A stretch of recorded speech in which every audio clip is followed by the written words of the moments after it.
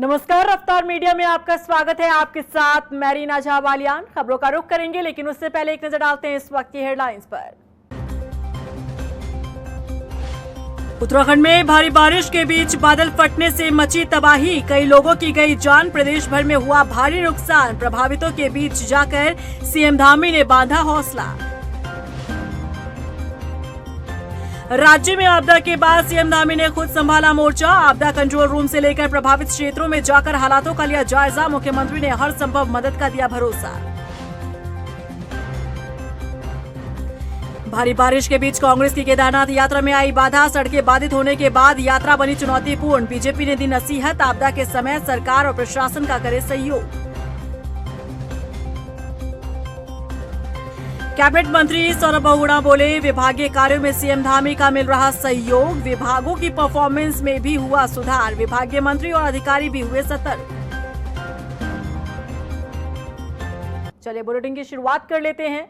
उत्तराखंड में बारिश का दौर लगातार जारी है। बुधवार रात हुई बारिश कहर बनकर बरसी। केदारनाथ से लेकर देहरादून तक तबाही का मंजर देखने को मिला। कहीं बादल फटने से नुकसान की खबरें सामने आई तो कहीं हादसों में लोगों की जान चली गई। देखिए रिपोर्ट। उत्तराखंड में तबाही ने दी दस्तक, आसमान से बरस रही आफत। कहीं बादल फटने से नुकसान, कहीं हादसे में गई लोगों की जान। उत्तराखंड में मानसून की बारिश आफत बनकर बरस रही है। बीती रात हुई बारिश ने केदारनाथ से लेकर देहरादून तक तबाही मचा दी। राज्य के अलग अलग हिस्सों में भारी से भारी बारिश के कारण लैंडस्लाइड, बादल फटने, नदी नालों के भरने की खबरें सामने आई। तो यहाँ पे पूरे चौक की दीवार बह चुकी है और पूरे पत्थर ही पत्थर हो गए हैं।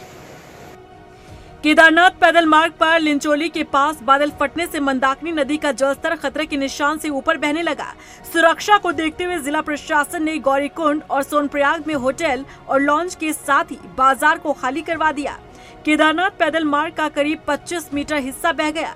केदारनाथ धाम के लिए जाने वाले 2 पुल बह गए।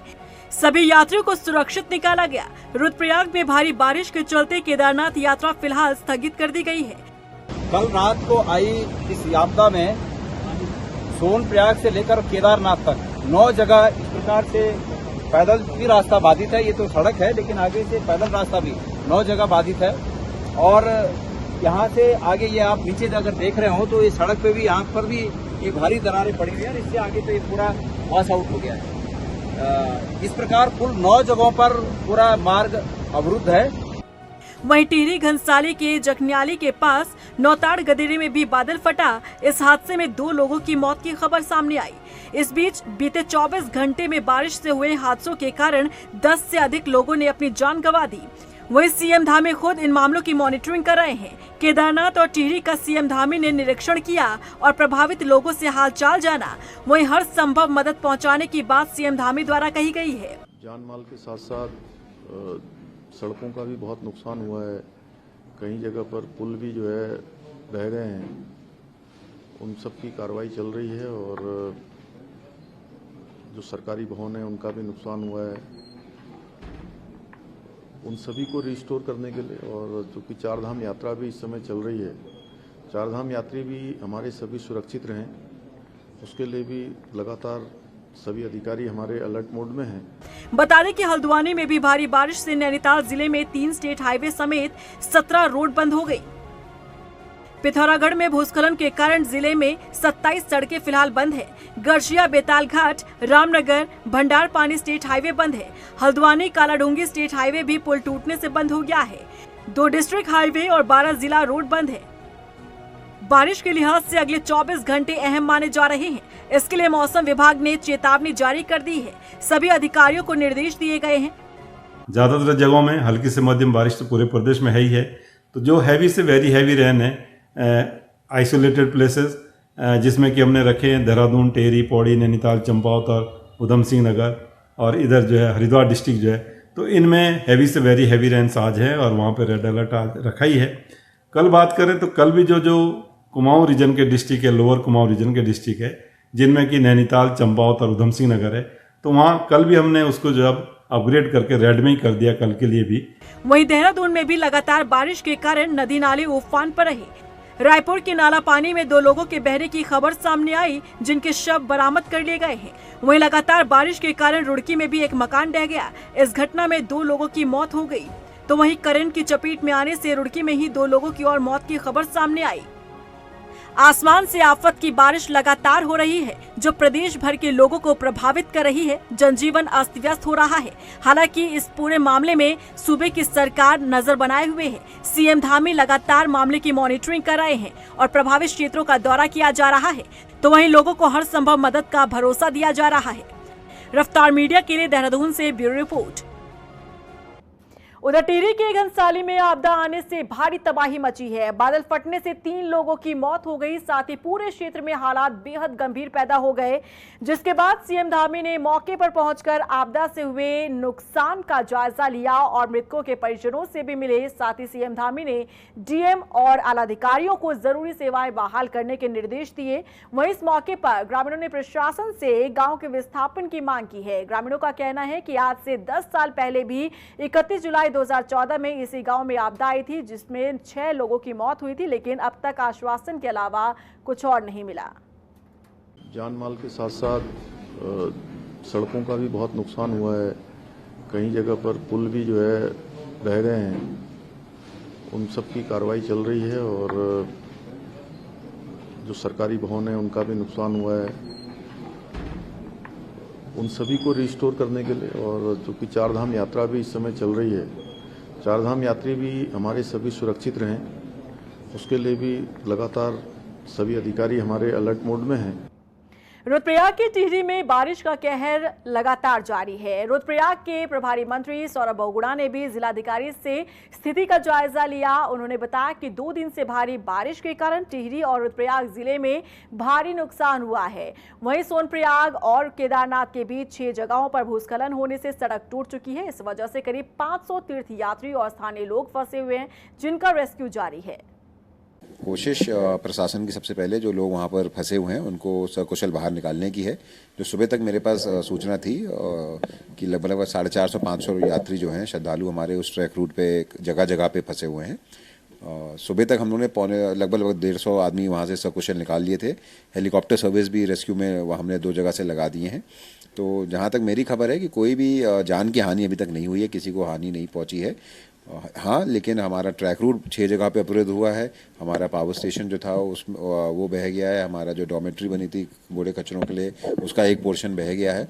कांग्रेस की केदारनाथ यात्रा अपने आखिरी पड़ाव पर है, लेकिन इस बीच लगातार हो रही बारिश यात्रा में खलल डाल रही है, क्योंकि केदारनाथ जाने वाली सड़कें बाधित हो चुकी हैं। देखिए रिपोर्ट। कांग्रेस की केदारनाथ यात्रा बनी चुनौतीपूर्ण, बारिश बनी यात्रा में खलल। क्या कांग्रेस की यात्रा पर पड़ेगा असर? करोड़ों लोगों की आस्था का केंद्र केदारनाथ इन दिनों चर्चाओं में है, क्योंकि कांग्रेस की केदारनाथ यात्रा चल रही है। अब ये यात्रा अपने आखिरी पड़ाव पर है, लेकिन इस बीच लगातार हो रही बारिश खलल पैदा कर रही है। कांग्रेस की पदयात्रा आज गुप्तकाशी से प्रस्थान कर सोनप्रयाग पहुंचेगी। कांग्रेस के प्रदेश उपाध्यक्ष मथुरादत्त जोशी ने कहा कि कई जगहों पर भूस्खलन के चलते मार्ग बाधित है, लेकिन यात्रा रुकेगी नहीं। गांव के रास्ते से होते हुए सोनप्रयाग पहुंचेगी। आज गुप्तकाशी से सोनप्रयाग तक यात्रा को चलना है। कुछ जगह पर लैंडस्लाइड भी है, लेकिन यात्रीगण रुकेंगे नहीं। जो हमारे गांव के रास्ते होते हैं, कहीं न कहीं से उन रास्तों से निकलकर रात्रि विश्राम सोनप्रयाग में करेंगे, सीतापुर में, और कल सुबह केदारनाथ के लिए प्रस्थान करेंगे। केदारनाथ यात्रा में कांग्रेसियों का जोश हाई है। कांग्रेस के तमाम वरिष्ठ नेता और कार्यकर्ता एकजुटता के साथ पदयात्रा कर रहे हैं और लगातार आगे बढ़ रहे हैं। कांग्रेस के प्रदेश उपाध्यक्ष मथुरादत्त जोशी का कहना है कि इस पदयात्रा में जो भी सहयोगी है, उनकी सराहना होनी चाहिए। रूप से देखिए, अध्यक्ष जी बहुत कड़ी मेहनत कर रहे हैं। जितने भी सहयोगी यात्री वो कड़ी मेहनत कर रहे हैं। आपने देखा होगा कि माननीय अध्यक्ष जी के पैरों में किस तरीके से छाले पड़े हुए हैं, फिर भी यात्रा से पीछे नहीं हट रहे हैं, आगे बढ़ रहे हैं। उनके साहस की सराहना होनी चाहिए। हमारे अध्यक्ष जी ने पहले ही ठाना, जिस तरीके से केदार की प्रतिष्ठा को इस सरकार ने आघात पहुँचाने का काम किया। यहाँ के करोड़ों करोड़ हिंदुओं की, सनातन धर्म प्रेम की भावनाओं को इस सरकार ने कुठाराघात करने का काम किया। उसके खिलाफ अध्यक्ष जी ने कहा कि मैं केदारनाथ तक पैदल जाऊंगा। उस यात्रा में अध्यक्ष जी चल रहे हैं और हम उनकी कुशलता की कामना भी करते हैं। कांग्रेस की पदयात्रा जैसे जैसे आगे बढ़ रही है वैसे वैसे कांग्रेस के सामने चुनौतियां भी मुंह बाए खड़ी है। केदारनाथ में देर रात हुई बारिश के कारण केदारनाथ पैदल मार्ग का 30 मीटर का हिस्सा मंदाकिनी नदी में जाकर समा गया, जिससे केदारनाथ पैदल मार्ग पूरी तरह से बाधित हो गया। ऐसे में कांग्रेस के लिए यात्रा पूरी करना एक चुनौती बनी है। कांग्रेस के प्रदेश अध्यक्ष करण माहरा ने कहा कि सभी यात्री पूरी तरह से सुरक्षित हैं। सोनप्रयाग में जो अप्रिय घटना घटी है, जिन लोगों को जानमाल का नुकसान हुआ है, उनके प्रति कांग्रेस की संवेदनाएं हैं। काफी हमारे स्थानीय लोगों की दुकानें, मकान, खच्चर, घोड़े इत्यादि बह गए हैं, बहुत नुकसान हुआ है और कई केदार यात्री लापता हो गए हैं, कुछ दिवंगत हुए हैं। हम सब कांग्रेस जन 2 मिनट का मौन रख के उनके आत्मा की शांति की प्रार्थना करते हैं। केदार बाबा उनके परिवारों को धाड़स दें, साहस दें, इस बात की प्रार्थना करते हैं। केदारनाथ पदयात्रा को लेकर कांग्रेस का जोश हाई है और तमाम चुनौतियों को पार कर कांग्रेस की यात्रा आगे बढ़ रही है। लेकिन देखना होगा कि प्रकृति की चुनौती के सामने कांग्रेस अपनी पदयात्रा कैसे पूरी करती है। रफ्तार मीडिया के लिए देहरादून से सुशांत सिंह की रिपोर्ट। उधर कैबिनेट मंत्री सौरभ बहुगुणा ने कांग्रेस की केदारनाथ यात्रा पर तंज कसा है। सौरभ बहुगुणा ने कांग्रेस को नसीहत देते हुए कहा कि मॉनसून में फिलहाल यात्रा को रोक देना चाहिए। उन्होंने कहा कि आपदा की स्थिति में विपक्ष को प्रदेश सरकार और प्रशासन का सहयोग करना चाहिए। सबको पता है कि उत्तराखंड में जो बारिश का सीज़न होता है उसमें हर जगह पे आपदा आती हैं, नुकसान होता है। तो मुझे नहीं लगता कि ये सही समय था यात्रा निकालने का। पॉलिटिक्स आप हम कभी भी कर सकते हैं, लेकिन आपदा के समय में सारे देश को, प्रदेश को, पार्टीज़ को एक साथ एक मंच पे खड़ा होना चाहिए। सिर्फ यहाँ नहीं, आप देखिए केरला कैसे वायनाड में कितना बुरा हाल है, हिमाचल का कितना बुरा हाल हुआ है, उत्तराखंड में लगातार बारिश से नुकसान हो रहा है। तो इस समय पे पॉलिटिकल यात्रा निकालना, क्योंकि प्रशासन की ड्यूटी लगती है, लोगों को देखते हुए श्रद्धालुओं को कहीं ना कहीं प्रॉब्लम आती है, तो मेरे ख्याल से ये सही समय नहीं था। केदारनाथ धाम के गर्भगृह में लगाया गया सोना चर्चाओं में है। विपक्ष सोना चोरी का आरोप लगा रहा है, तो वहीं बीकेटीसी सोने का बिल जारी कर रहा है। अब इस बीच पर्यटन मंत्री सतपाल महाराज ने बड़ा बयान दिया है, जिसने कथित सोना चोरी मामले में नई बहस को जन्म दे दिया है। देखिए रिपोर्ट। नहीं थम रहा केदारनाथ सोना चोरी विवाद, बड़ा खुलासा कर सकते हैं सतपाल महाराज। जांच रिपोर्ट से हो सकता है बड़ा खुलासा। केदारनाथ के गर्भगृह से सोना चोरी मामले में सियासत लगातार गर्माती दिख रही है। एक तरफ विपक्ष इस मुद्दे को छोड़ने के मूड में नहीं दिख रहा, तो वहीं बीकेटीसी ने हाल ही में दानदाता द्वारा दिए गए सोने का बिल जारी किया था। अब इस बहस में पर्यटन मंत्री सतपाल महाराज की एंट्री हो गई है। केदारनाथ गर्भगृह में सोना लगने को लेकर वो जल्द ही एक बड़ा खुलासा करने जा रहे हैं। उनका कहना है कि केदारनाथ धाम के गर्भगृह को स्वर्ण मंडित किए जाने को लेकर शिकायत मिलने पर उन्होंने कमिश्नर के माध्यम से तत्काल जांच के आदेश दिए थे, जिसकी रिपोर्ट उनके पास आ चुकी है। उन्होंने कहा कि इस पूरे मामले का राजनीतिकरण हो रहा है और आस्था के इस पवित्र धाम केदारनाथ पर बयानबाजी करना बिल्कुल सही नहीं। जिस व्यक्ति ने दान दिया वो तो कह नहीं रहा है कि चोरी हुई है, और लोग इस पर बयान दिए जा रहे हैं, बहुत से बयानों पे बयान आ रहे हैं। तो मैं इतना ही कहूँगा कि हमारे पास जो रिपोर्ट्स है, मैंने इसकी जांच 1 साल पहले करा दी थी। मैंने जांच मंगवाई है, मेरे पास जांच आ गई है। उसका अध्ययन करने के बाद मैं प्रेस के सामने सारी बात रख दूंगा। पर मैं इतना ही कहना चाहता हूँ कि दानदाता तो कह नहीं रहा है, बाकी इसका राजनीतिकरण किया जा रहा है, जो उचित नहीं है। केदारनाथ की प्रति सबकी श्रद्धा है, हम सबकी श्रद्धा है, इसलिए इस प्रकार से तीर्थ के बारे में कोई अपशब्द कहे जाए, भ्रांति फैलाए जाए, ये उचित नहीं। वहीं दूसरी ओर कांग्रेस ने सतपाल महाराज के बयान पर पलटवार किया है। कांग्रेस प्रदेश उपाध्यक्ष सूर्यकांत धस्माना ने कहा कि सतपाल महाराज बताएं कि अगर जांच की जा चुकी है तो अब तक वो जांच दबा कर क्यों बैठे हैं। पहले तो सतपाल महाराज ये बताएं कि वो जांच दबा के क्यों बैठे हैं, क्या उनकी कोई भूमिका है सोना चोरी में, क्यों दबा के बैठे हैं। फिर सतपाल महाराज को क्या ये नहीं मालूम कि जो लोग उनको दान देते हैं वो भी एक संस्था चलाते हैं, और चवन्नियाँ, अठन्नियाँ, सवा रुपया और तमाम पैसा उनके यहाँ इकट्ठा होता है, और वो जो दान उनको मिल जाता है, वो दान जब दानी दे देता है तब वो उस संस्था का या उस मंदिर का हो जाता है जिसको दान मिलता है। अगर उसमें कोई अमानत में खयानत होगी तो वो संस्था उसके लिए जिम्मेदार है, दान दाता थोड़ी जिम्मेदार है। केदारनाथ में सोना चोरी विवाद फिलहाल तो थमता नहीं दिख रहा। सतपाल महाराज के दावे के बाद एक बार फिर से सबकी निगाहें इस ओर है। देखना होगा कि आखिर कब ये जांच रिपोर्ट सार्वजनिक की जाती है और क्या कुछ रिपोर्ट से निकलकर सामने आता है। रफ्तार मीडिया के लिए देहरादून से सुशांत सिंह की रिपोर्ट। नैनीताल जिले में बीते दिनों हुई बारिश ने लोगों के लिए बड़ी मुसीबत खड़ी कर दी है। जहां जिले में कई सड़कें अब भी बंद हैं, तो वहीं रामनगर हाईवे चकलुआ के पास सड़क पूरी तरह से बह चुकी है। साथ ही हल्द्वानी के शनि बाजार क्षेत्र में नाले के तेज बहाव में 8 साल का मासूम बच्चा बह गया था, जिसका अभी तक कुछ पता नहीं चल पाया है। पुलिस और एसडीएफ की टीम लगातार नहर में तलाशी अभियान चला रही है। साथ ही बारिश को देखते हुए सभी टीमों को अलर्ट मोड पर रखा गया है।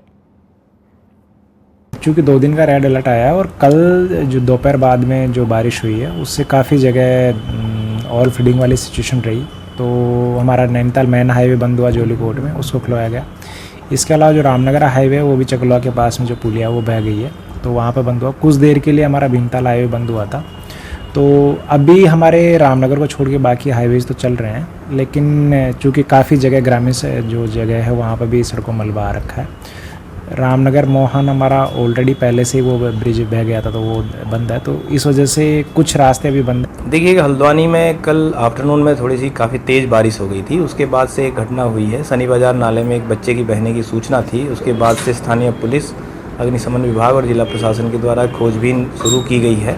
उसके बाद उसमें एसडीआरएफ को भी इन्वॉल्व किया गया है। कल चूँकि रात्रिकाल हो गया था, तो आज सुबह से पुनः इसमें सर्च अभियान चलाया गया है। अभी हम लोगों ने जो हमारा फिल्टर प्लांट को जाने वाला पानी था उसे रोका गया है, तो नहरों में पानी रोक दिया गया। उसके बाद से अभी टीमें बनाकर यहाँ से लेके और लाल कुआं तक खोजबीन की जा रही है। कैबिनेट मंत्री सौरभ बहुगुणा ने कहा कि विभागीय कार्यों में सीएम धामी का पूरा सहयोग मिल रहा है और मुख्यमंत्री के सहयोग से विभागों की परफॉर्मेंस में सुधार भी हुआ है। दरअसल मुख्यमंत्री पुष्कर सिंह धामी द्वारा विभागवार समीक्षा बैठक की जा रही है, जिसमें विभागीय मंत्री की मौजूदगी पर भी नजर बनाए हुए है। बीते दिन कैबिनेट मंत्री सौरभ बहुगुणा के 4 विभागों की समीक्षा की गई, जिसके बाद मंत्री सौरभ बहुगुणा ने कहा कि अगले 2.5 साल के लिए कई लक्ष्य विभागों के लिए रखे गए हैं, जिसको हासिल किया जाएगा।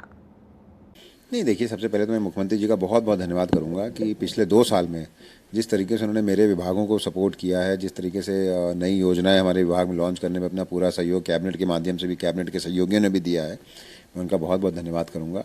और कल की जो मेरी बैठक थी, माननीय मुख्यमंत्री जी ने समीक्षा बैठक ली है, उसमें हमारे पशुपालन विभाग, डेयरी विभाग और हमारा मत्स्य विभाग, चीनी मिल विभाग की 4 विभागों की समीक्षा बैठक थी।